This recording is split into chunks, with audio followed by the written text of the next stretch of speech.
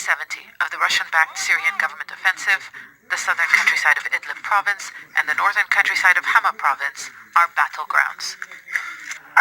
The bombardment has been intense and indiscriminate. Human rights groups say wide areas in populated neighborhoods have been attacked. Nowhere is safe. Civilians are dying. Rights groups say more than 500 have been killed, more than 100 of them children.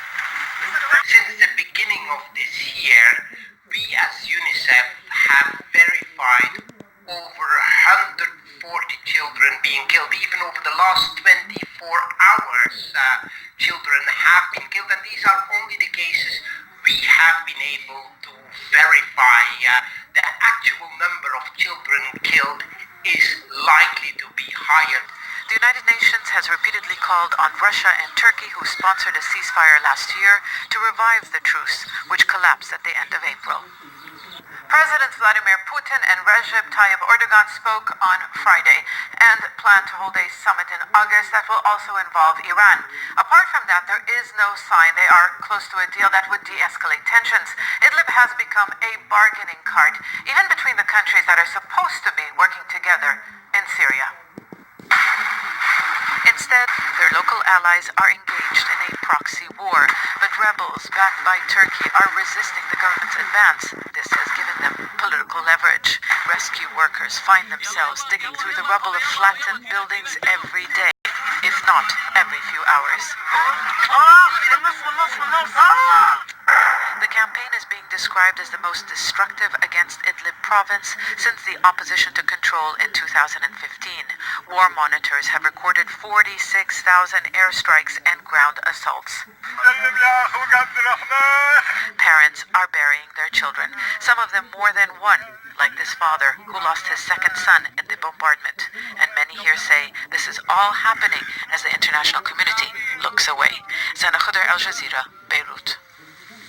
Greece's new Prime Minister Kyriakos Mitsotakis has been sworn in Athens. He is asking MPs to skip their summer break and has called a parliament session for next week.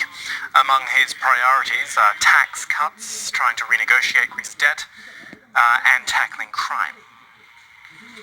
US President Donald Trump has talked up what he calls his environmental leadership in a speech at the White House.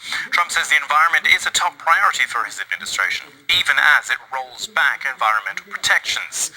Alan Fisher with this report from Washington.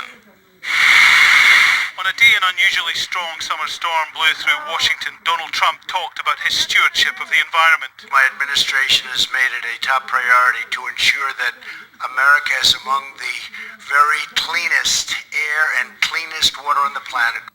Before he became president, he refused to accept overwhelming scientific evidence about climate change, a hoax, he called it, created by the Chinese to harm the US economy.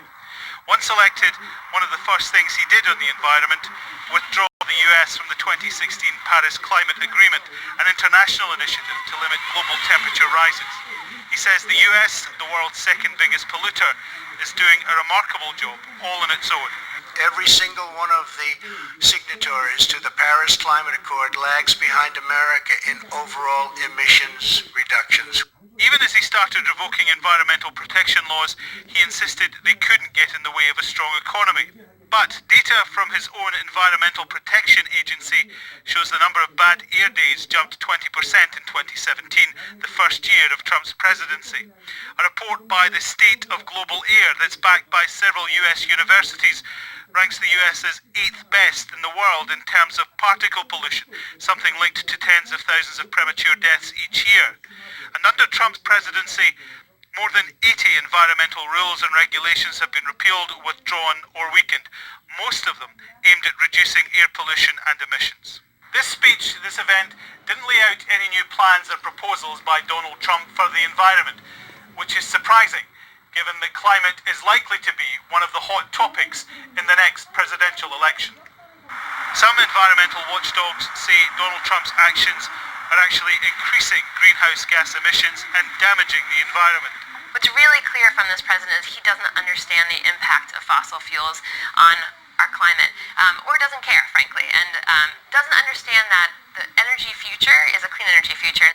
Several US government agencies have warned the long-term impact is a threat to US strategic interests. For example, 3 of the 5 most expensive hurricanes have hit the US in the past 2 years, a cost of billions of dollars to the US economy, and a pattern likely to be repeated, especially as a new report suggests a majority of Americans now believe that climate change is affecting their local area, and a third say it's affecting them personally. Alan Fisher, Al Jazeera, the White House. Have been marching in Tel Aviv.